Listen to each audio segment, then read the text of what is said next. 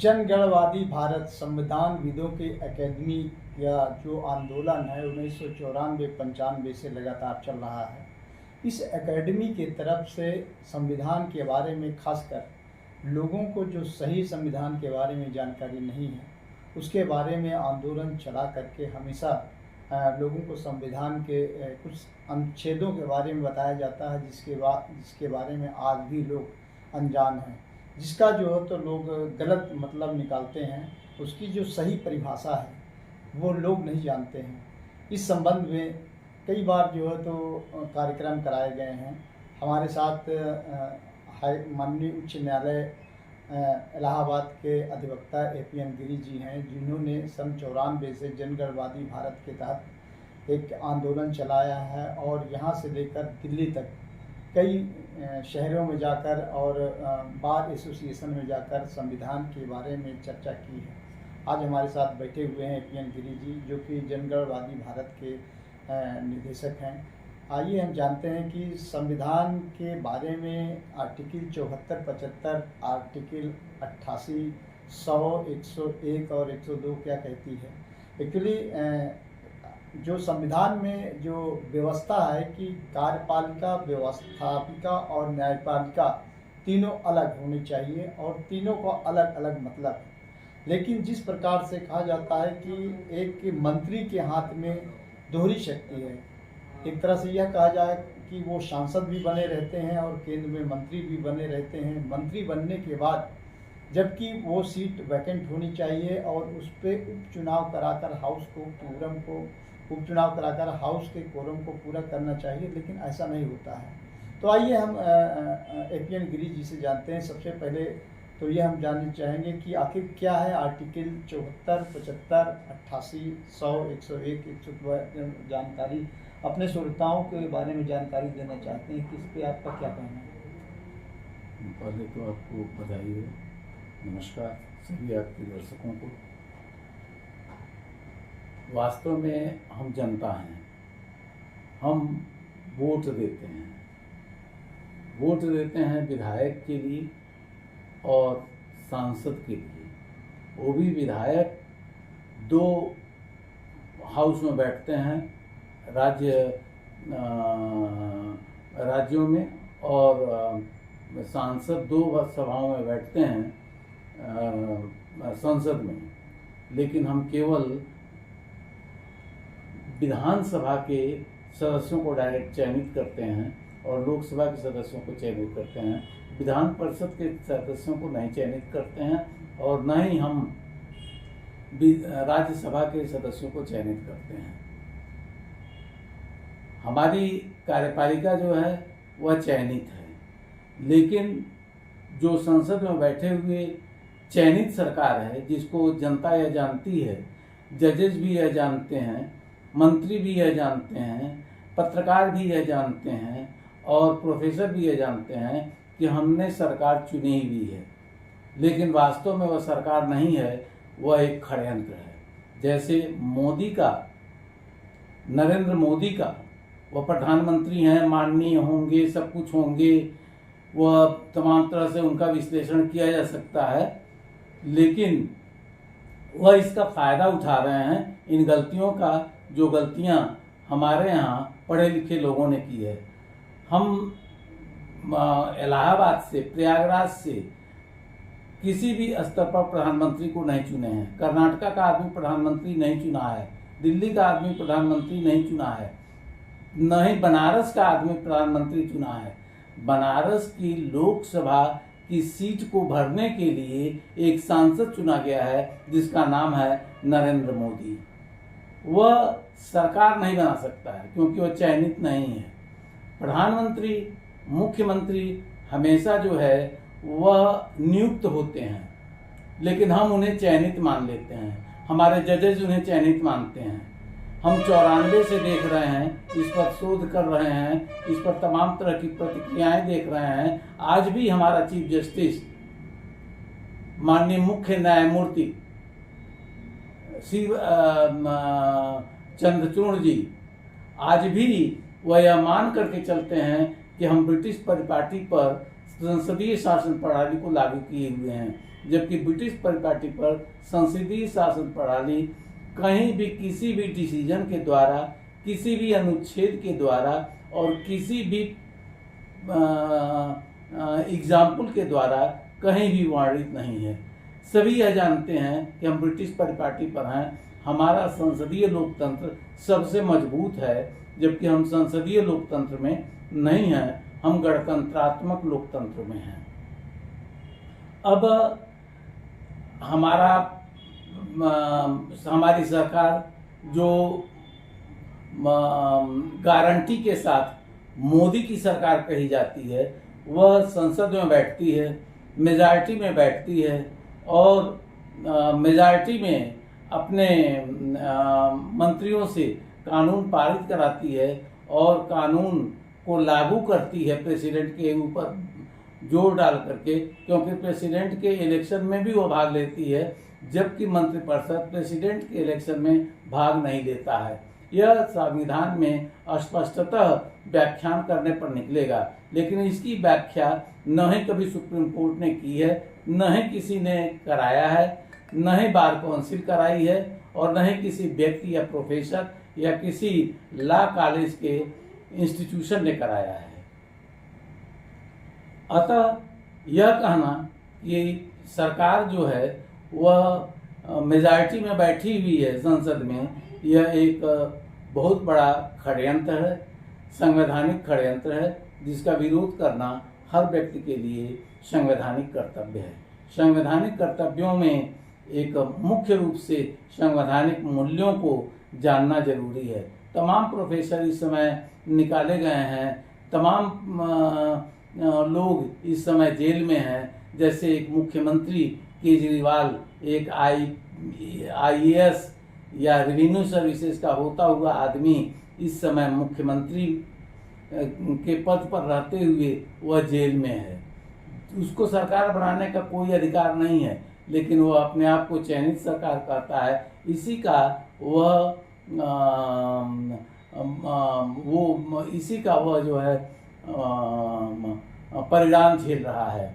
उसी तरह से नरेंद्र भाई जो हैं वह प्रधानमंत्री बने हुए हैं, चुनी हुई सरकार बनाए हुए हैं और इस समय तीसरी इलेक्शन में वह परिणाम भुगत रहे हैं कि उनको मेजॉरिटी नहीं मिलेगी और उम्मीद भी है कि उनको मेजॉरिटी नहीं मिलेगी। अब जहाँ तक प्रश्न है कि मंत्रिपरिषद होगी प्रेसिडेंट की, जो प्रेसिडेंट को सहायता व सलाह देगी, तो मंत्रिपरिषद होगी प्रेसिडेंट को सहायता व सलाह देगी। इसके अलावा मंत्रिपरिषद का कोई कार्य नहीं है, केवल प्रेसिडेंट को सहायता व सलाह देना है। यह आर्टिकल 74 कहता है। यह आर्टिकल 74 कहता है। इस पर अगर हम विचार करें तो यह हम पाएंगे कि केवल भारत में राष्ट्रपति चयनित है और लोकसभा विधानसभाएं चयनित हैं और कोई भी चयनित नहीं है। लोकसभा के अंतर्गत सभी सांसद मिलकर के या सभी राज्यसभा के सांसद मिलकर के या विधान सभा के सदस्य मिलकर के और विधान परिषद के सदस्य मिलकर के अपने अपने हाउसों का वह सभापति चुनते हैं और उनसे वह कार्यवाही कराते हैं। वह मेजॉरिटी में रहता है और वह चुना हुआ होता है और वही निर्णय लेता है अयोग्यता का, किसी भी बिल पर वोटिंग का और तमाम तरह के निर्णय लेता है। जहाँ तक ये होता है कि कोई भी मंत्री, प्रधानमंत्री या मुख्यमंत्री किसी भी बिल को लाते हैं और उस पर वोटिंग कर लेते हैं, क्या ये संवैधानिक है या गैर संवैधानिक है? यह गैर संवैधानिक है। कैसे? यह मंत्रियों को हाउस में बैठने का अधिकार नहीं है, क्योंकि उनके लिए मंत्रिपरिषद है और वह नियुक्त हैं। जो भी व्यक्ति नियुक्त रहेगा वह हाउस का सदस्य नहीं हो सकता है, चीफ जस्टिस हाउस का सदस्य नहीं हो सकता है, CBI का मुख्य हाउस का सदस्य नहीं हो सकता है, ED का मुख्य हाउस का सदस्य नहीं हो सकता है, कोई भी चीफ सेक्रेटरी हाउस का सदस्य नहीं हो सकता है, गवर्नर हाउस का सदस्य नहीं हो सकता है, सेना हाउस के सदस्य नहीं हो सकती है। यह अगर ऐसा होगा तो कार्यपालिका और विधायिका में फ्यूजन होगा और सब कुछ जो है वह जनता के अधिकारों का हनन होगा और यह माना जाएगा कि भारत के संविधान में पार्ट 3 जो भाग 3 है वह है ही नहीं है। रहने के बावजूद भी यही आज भी मालूम होता है कि भारत के संविधान में भाग 3 है ही नहीं है। न इक्वलिटी मेंटेन है, न लिबर्टी मेंटेन है, न लाइफ मेंटेन है, न ही बिजनेस के अधिकार मेंटेन है और न ही कोई सर्विसेज के अधिकार जो हैं वह मेंटेन है। अक्सर यह देखा जाता है कि कोई भी बिल मिनिस्टर जब बिल पेश किया जाता है तो उस पर मंत्रीगण लोग वोटिंग करते हैं, इस पर आप क्या कहेंगे? मंत्रियों को वोटिंग करने का अधिकार नहीं है, वो मंत्रिपरिषद में रहते हैं, प्रेसिडेंट के द्वारा और राज्यपालों के द्वारा नियुक्त होते हैं। जैसे इस समय मान लिया जाए कि अगर 60-70 मंत्री मोदी के साथ हैं तो वह सभी मंत्री मंत्रिपरिषद में बैठे रहने चाहिए और उनकी सीट खाली रहनी चाहिए और वहाँ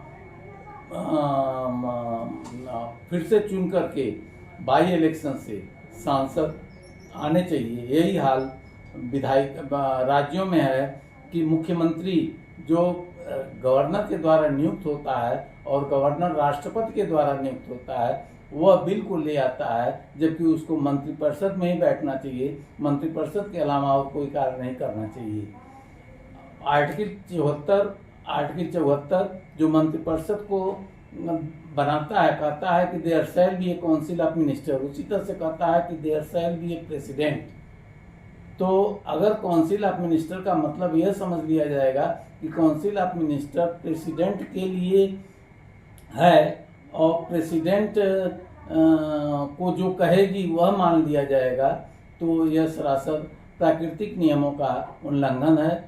यह आर्टिकल 14 और आर्टिकल 21 कॉन्स्टिट्यूशन के इन दोनों आर्टिकलों का उल्लंघन करता है।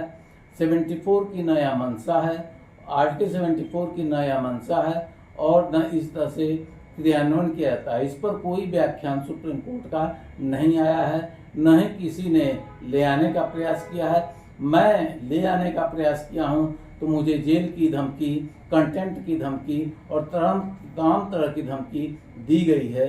फिलहाल मैं भी वाच कर रहा हूं और धमकियों और धमकियों से मैं नहीं डरता हूं। वाच कर रहा हूं कि आज की स्थिति क्या है। सन 1994 में जो स्थिति थी उससे बहुत ही बदतर स्थिति इस समय 2024 में है और लोग झेल रहे हैं कि इसकी परिस्थितियां ऐसी क्यों हैं। जहां तक आर्टिकल 75 की बात है, आर्टिकल 75 यह कहता है कि the council of minister, the minister shall be appointed by the president and other minister shall be appointed by the president on the advice of the prime minister. फिर कहता है कि the minister shall hold office during the pleasure of the president. फिर यह कहता है कि the minister shall collectively be responsible to the house of people. तो जब सेपरेट होंगे काउंसिल ऑफ मिनिस्टर और हाउस ऑफ पीपुल तभी एक दूसरे के प्रति रिस्पॉन्सिबल होंगे। अगर उसी में बैठे हुए हैं और यह कह करके बेवकूफ़ बनाया जा रहा है कि जब तक मंत्रिपरिषद संसद में नहीं बैठेगी मेजॉरिटी में तब तक संसदीय लोकतंत्र काम नहीं करेगा, यह एक बहुत बड़ा षड्यंत्र है और यह भारत के लोगों के द्वारा क्रिएट किया गया है अज्ञानता में और इस तरह से भारत के संविधान का की उपेक्षा की जा रही है। एक तरह से जितने मिनिस्टर प्राइम मिनिस्टर के साथ मिनिस्टर चुने गए हैं या मुख्यमंत्री के साथ उसके मिनिस्टर चुने गए हैं, उनको काउंसिल और मिनिस्टर में बैठनी चाहिए। उनको किसी भी बिल पे वोटिंग करने का राइट नहीं है, लेकिन वो लोग वोटिंग करते हैं। यह तो परंपरा शुरू से चलती आ रही है और इस पर आप क्या कहेंगे? इस पर हम यह कहेंगे कि यह परंपरा जो है जवाहरलाल नेहरू ने लागू किया, जिसको प्रथम राष्ट्रपति डॉक्टर राजेंद्र प्रसाद ने इसका विरोध किया, लेकिन उस विरोध को नहीं माना सुप्रीम कोर्ट ने और सुप्रीम कोर्ट ने माननीय महान न्यायवादी शीतलवाद के एडवाइस को मान करके उस पर चलने लगी। जबकि यह व्याख्यान सुप्रीम कोर्ट को उसी समय करना चाहिए था। और यह स्थिति आ गई धीरे धीरे करके कि कांग्रेस का एक तरह से सफाया हो गया और कांग्रेस इस समय केवल जो है एक सपोर्टिव उसमें वर्क कर रही है। उसके पास उतनी ही सीटें आएंगी जिसकी उसके साथ गठबंधन में सीटें आएंगी, जबकि वह सीटें हमेशा प्राप्त करती थी।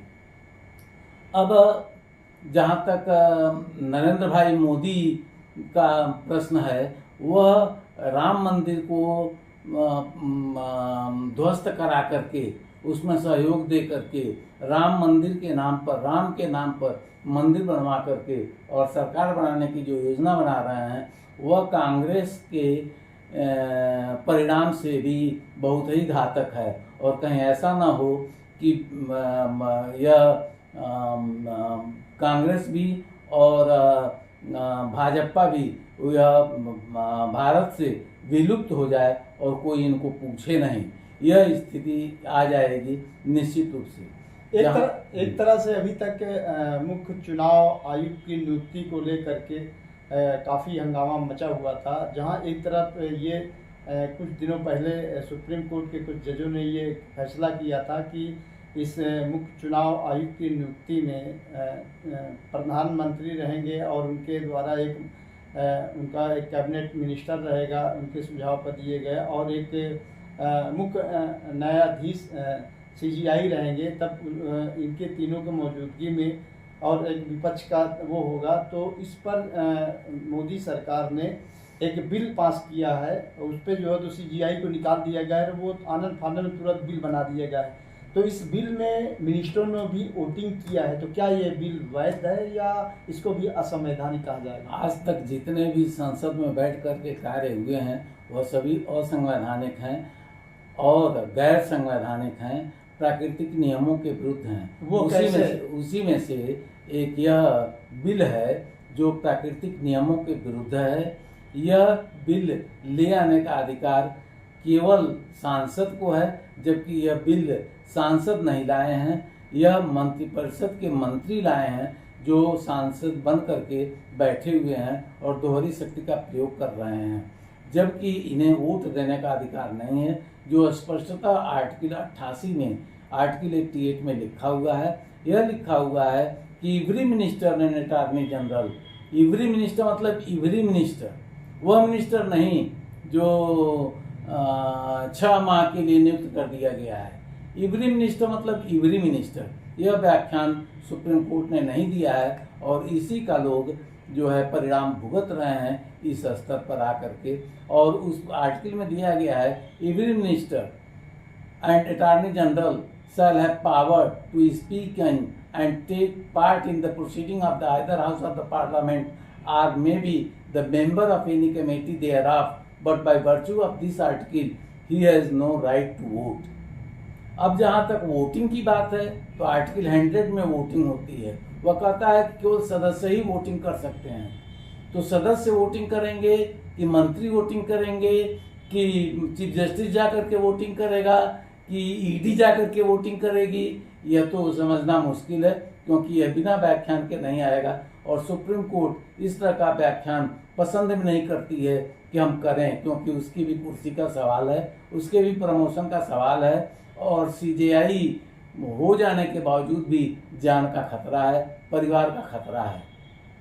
भले ही चंद्रचूड़ बहुत ईमानदार बनते हैं, लेकिन उनको भी यह भय है कि हम प्रोसीडिंग से अगर नहीं चलेंगे, प्रोसीडिंग को नहीं अडॉप्ट करेंगे, तो हम कभी भी यहाँ से भगाए जा सकते हैं। और वही प्रोसीडिंग लोकतांत्रिक संसदीय लोकतंत्र मान करके निर्णय देते हैं, जबकि हमारा संविधान गणतंत्रात्मक लोकतंत्र है। और गणतंत्रात्मक लोकतंत्र और संसदीय लोकतंत्र में जमीन और आकाश का अंतर है। जहाँ तक न बैठने की बात है मिनिस्टर्स की हाउस में, यह स्पष्ट है कि एक वेतन भोगी हाउस में नहीं बैठेगा। और आर्टिकल 75(5) या आर्टिकल 75(6) यह स्पष्ट करता है कि वह वेतन भोगी होंगे और उनकी सैलरी और उनकी चीज़ें का निर्धारण संसद करेगी। तो जब वो वेतन भोगी होंगे और उनका निर्धारण जो है संसद करेगी, तो प्रश्न ही कहाँ उठता है कि वो उसमें बैठें, क्योंकि वह तो पक्षपात होगा और यही पक्षपात जो है वह सीजेआई को इस बिल से, इस प्रपोजल से, इस जजमेंट से बाहर करने की योजना बनाया है। और कल इसीलिए कहा जा रहा है कि अगर 400 पार हो जाएगा तो हम संविधान बदल देंगे। तो 400 पार हो जाएगा तो संविधान बदल देंगे, जबकि संविधान बदलने का अधिकार किसी भी हाउस में नहीं है। दोनों हाउस में मिल जाए तब भी नहीं है।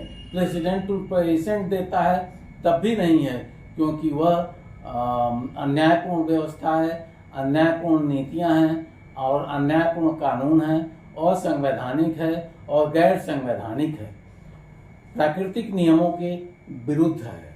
ऐसा करना किसी भी विश्व के सरकार के लिए बहुत ही घातक है और वहाँ की जनता के लिए सभी अधिकारों का हनन किया जाना माना जाता है। इसलिए अगर मंत्री वेतनभोगी हैं तो उनकी सीट वहाँ खाली हो जानी चाहिए और उसकी जगह सांसद चुन के आ जाना चाहिए। अगर मंत्रिपरिषद के मंत्री संसद में बैठेंगे तो मंत्रिपरिषद में कौन रहेगा? क्या प्रेसिडेंट जो है इतना बेवकूफ़ है या इतना नासमझ है कि वह अकेले शासन करता है उस मंत्रिपरिषद के मंत्रियों के व्यू पर जो संसद में बैठे हुए हैं? यह गलत है और इसका दुष्प्रभाव हमारी जुडिशियरी पर कल पड़ेगा। आज नहीं पड़ रहा है, कल पड़ेगा। आज लोग अप्रिशिएट कर रहे हैं जुडिशियरी को कि जुडिशियरी ने तमाम अच्छे जजमेंट दिए हैं, लेकिन कल इसी जुडिशियरी को सरकार ही खुद इस तरह से बना देगी कि वह पंगु हो जाएगी। जब तक सेपरेशन ऑफ पावर एग्जीक्यूटिव और लेजिस्लेचर के बीच नहीं होगा तब तक सेपरेशन न्यायपालिका में एग्जीक्यूटिव के साथ नहीं रहेगा और तब तक अपराध बढ़ता रहेगा। मंत्रियों की दोहरी शक्ति अपराधीकरण का मूल कारण है।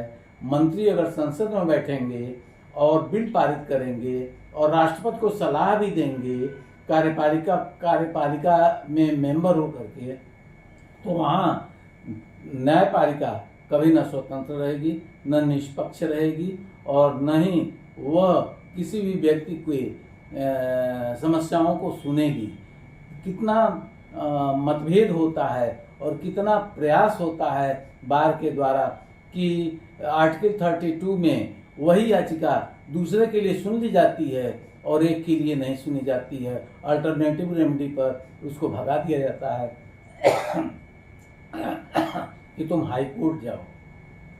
तो इस तरह की चीज़ें तमाम आ रही हैं। पहले आर्टिकल 14 पर कोर्ट इंटरफियर कर जाती थी, अब आर्टिकल 14 पर कोर्ट इंटरफियर के वायलेशन पर कोर्ट इंटरफियर नहीं करती है। वह कहती है कि कुल समस्या खत्म हो जाएगी, अगर आर्टिकल 14 का वायलेशन होगा तो हम लास्ट में देखेंगे। इस तरह से एक याची अपनी याचिका लेकर के पुलिस स्तर से, अधीनस्थ न्यायालय से, उच्च न्यायालय से और उच्चतम न्यायालय तक दौड़ता रह जाता है और 20 साल बाद, 25 साल बाद, 15 साल बाद उसको यह होता है कि उसमें निर्णय दिया जाना चाहिए कि प्राकृतिक नियमों का उल्लंघन किया गया है। अगर यह पहले ही देख लिया गया होता आर्टिकल 32 के अंतर्गत या आर्टिकल 226 के अंतर्गत कोर्ट इंटरफियर करके डायरेक्शन उस हिसाब से दे देती तो कार्यपालिका उस तरह से कार्य करती, लेकिन ऐसा नहीं है। लिटिगेशंस बढ़ाए जा रहे हैं, इतने बढ़ाए जा रहे हैं जिसका कोई हद हिसाब नहीं है।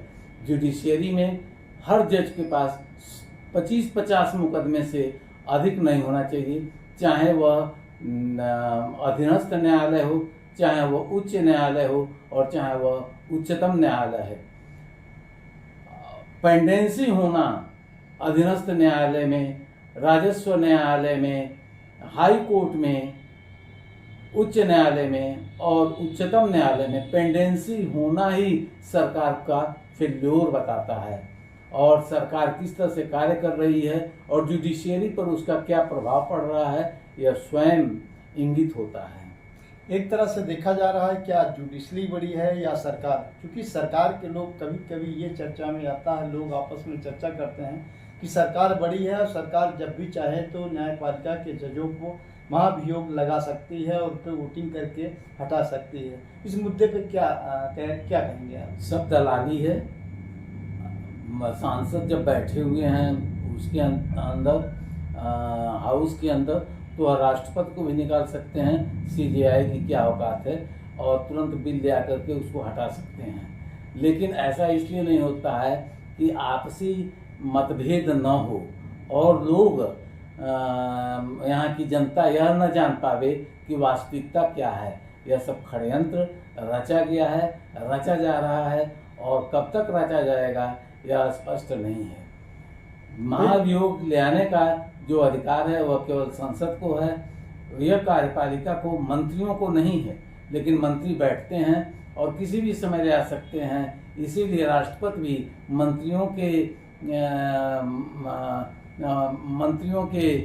कॉन्फिडेंस में वर्क करता है, और न्यायपालिका भी मंत्रियों के कॉन्फिडेंस में काम करती है, और सभी संस्थाएं भी मंत्रियों के कॉन्फिडेंस में कार्य करती हैं। अगर मंत्रिपरिषद बनी रहती और मंत्रिपरिषद में सभी मंत्री रहते और मंत्री संसद में न बैठते और हाउस में बैठते, तब प्राइम मिनिस्टर के किसी भी कृत्य के लिए राष्ट्रपति उसके लिए जिम्मेदार होता और राष्ट्रपति के विरुद्ध महाभियोग लाया जा सकता था। अगर राष्ट्रपति मुख्य न्यायमूर्ति या न्यायमूर्तियों से मिल गया है तो उसके अगेंस्ट जो है मुख्य न्यायाधीश या अन्य न्यायमूर्तियों के विरुद्ध महाभियोग ला सकता है। लेकिन ऐसी परिस्थितियों में महाभियोग न कभी आया है और न कभी लाया जा सकता है, इसलिए कि सब मिली भगत से चल रहा है, और यह एक बहुत बड़ा षड्यंत्र है जिसका खुलासा कभी न कभी होगा। मैं नहीं रहूँगा तब भी होगा, रहूँगा तब भी होगा। सरकार और न्यायपालिका के अलग अलग सेपरेशन में काम करने के लिए, स्वतंत्र काम करने के लिए क्या दिशा निर्देश, क्या कहेंगे आप? कार्यपालिका जो है संसद के द्वारा बनाए गए कानूनों का अनुपालन करती है। अब संसद में जो कानून बनते हैं वह कार्यपालिका खुद मंत्री बना लेते हैं और उसका पालन कराते हैं राष्ट्रपति से। यह विरोधाभास है। कार्यपालिका में और विधायिका में कोई भी सेपरेशन नहीं है, शक्तियों का पृथक्करण नहीं है, और संविधान यह कहता है कि शक्तियों का पृथक्करण बनाए रखना जरूरी है, और कार्यपालिका, जिससे कार्यपालिका न्यायपालिका पर हावी न हो पावे। लेकिन यहाँ कार्यपालिका न्यायपालिका पर भी हावी है और विधायिका पर भी, विधायिका पर भी हावी है। इसलिए यहाँ सब कुछ मनमानी चल रहा है। आज हम ही बोल रहे हैं कि मंत्रियों की दोहरी शक्ति, एक संसद में सांसद की हैसियत से, दूसरी मंत्रिपरिषद में मंत्रियों की हैसियत से, यह अपराधीकरण का एक स्रोत है। इसमें हम कभी भी जेल जा सकते हैं, कभी भी हम माना झेल सकते हैं, और झेल ही नहीं सकते हैं, झेल भी चुके हैं। इसलिए ऐसी सरकार से बचना और यह कहना कि वो कृष्ण ने ठीक ही क्या था, उनको जो है क्या कहते हैं, भगोड़ा कहते हैं, मैदान छोड़ करके भागने वाला। तो मैदान छोड़ करके भागने वाला नहीं होता है, वह वक्त की इंतज़ार करता है। मैं भी वक्त की इंतज़ार कर रहा हूँ, और यह लोग भूल कर रहे हैं जानबूझ करके कि मैं तो अब चला गया, हमारी संस्था ख़त्म हो गई और हम ऐसा नहीं करा पाएंगे और ऐसा नहीं होगा। अभी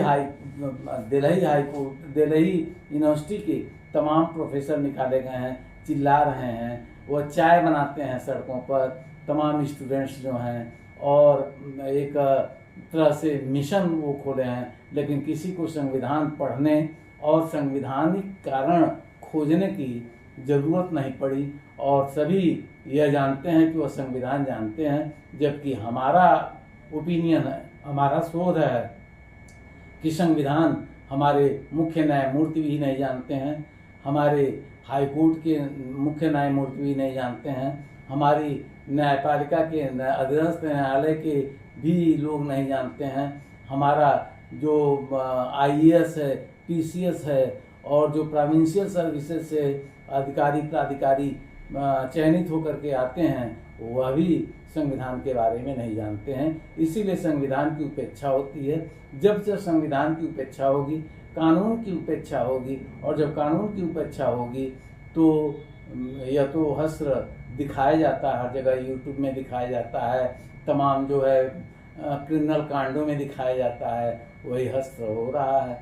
जैसे हश्र हुआ कि अतीक को जो है गोली मार दी गई, जबकि कानून उसकी सुरक्षा के लिए ले गया था, उसको वो करने के लिए, लेकिन कानून सुरक्षित नहीं रख पाया। तो इसलिए संविधान अगर उपेक्षित होता है तो कानून हमेशा जो है किसी के हाथ में रहेगा, वह उपेक्षित रहेगा और उस पर जो है कार्रवाई करके किसी को भी आहत किया जा सकता है। जो मिनिस्टरों को ताकत मिली हुई, दोहरी शक्ति मिली हुई, जिस प्रकार आप कहें कि मिनिस्टरों को जितने भी नियुक्त हैं PM के साथ, उनको मिनिस्टरों के जगह जो सांसद की सीट खाली होकर उस पर उपचुनाव होकर हाउस के कोरम को भरना चाहिए, आर्टिकल 100, इसके बारे में क्या कहेंगे आप, कैसे होना चाहिए? यह जब भी प्रेसिडेंट ही हाउस को सम्मन करता है, प्रेसिडेंट ही दोनों हाउसों को वो करता है, संबोधित करता है। प्रेसिडेंट प्रथम चुनाव में, लोकसभा के प्रथम चुनाव में दोनों हाउसों को एक साथ सम्मन करता है और उसमें से वह उन सांसदों को नियुक्त करता है मंत्रिपरिषद के लिए जिससे उसकी मेजॉरिटी हाउस में बनी रहे। इसका मतलब यह नहीं कि वह मंत्री हाउस में बैठे और अपनी मेजॉरिटी बनाए। तो यह प्रिजम्पशन है कि हम अगर कार्य कर रहे हैं तो हम 4 आदमियों को रखे हुए हैं, तो यह सोचेंगे कि वह चारों आदमी हमारे कॉन्फिडेंस के हों। उसी तरह से राष्ट्रपति भी करता है, 4 आदमियों को नियुक्त किया और चारों आदमी उसके कॉन्फिडेंस में काम कर रहे हैं। अब वो चारों आदमी जाकर के जबरदस्ती हाउस में बैठ गए हैं और कहते हैं कि हम तो चयनित सरकार हैं, तो इससे बड़ा मूर्खता क्या होगी? या तो जनता को जानना चाहिए कि वह कहाँ से चयनित हैं। वह बनारस के सांसद हैं तो क्या दिल्ली से चयनित हैं, क्या प्रयागराज से चयनित हैं, क्या केरला से चयनित हैं, या हाउस में चयनित हैं, या वो हैं? जबकि स्पष्टतः यह प्रोविजन करता है कि प्रधानमंत्री नियुक्त होगा और अन्य मंत्री प्रधानमंत्री की सलाह पर नियुक्त होंगे। तो जब प्रोविजन यह कहता है कि वह नियुक्त होगा तो वह चयनित कैसे हो जाता है? प्रोविजन माना जाएगा कि भ्रम माना जाएगा और षड्यंत्र माना जाएगा?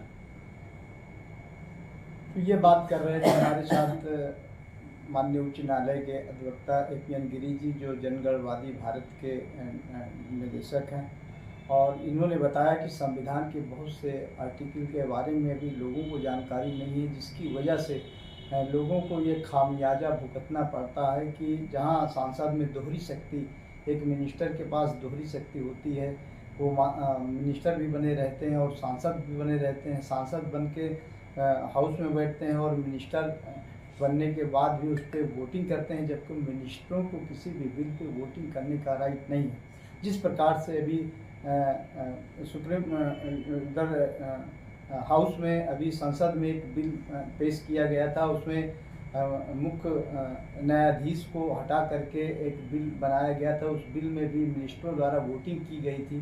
तो इस तरह से देखा जाए कि जब मिनिस्टरों को किसी भी बिल में वोटिंग करने का राइट ही नहीं है, यदि मिनिस्टर बिल पर वोटिंग करके अगर वो कानून बनता है तो ये एक तरह से संवैधानिक होता है।